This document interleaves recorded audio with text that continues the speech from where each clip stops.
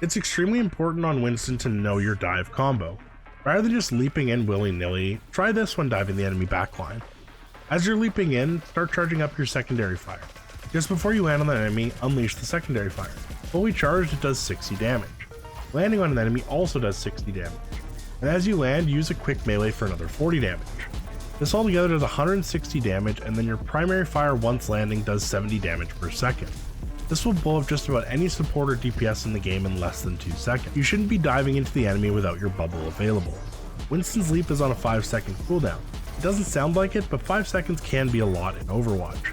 Having your bubble for when you dive in can help you survive long enough to be able to dive back out again. Now, you don't always need your bubble to dive in. In situations where there are many low health targets, you can go in without it. But as a general rule of thumb, it's good to ensure it's available when leaping in. Winston's Primal Rage ultimate is extremely valuable, but not for securing elimination. It acts as an additional life for Winston. When you have Primal Rage available, you can play extremely aggressive.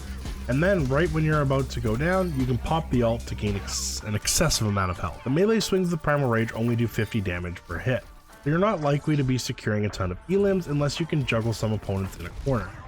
But what you can do is throw a bunch of enemies around to cause utter chaos. Something else to remember with Primal Rage is right when you pop it, your leap cooldown resets, and same goes for right when it ends. So you can get some fantastic mobility with Winston's ultimate.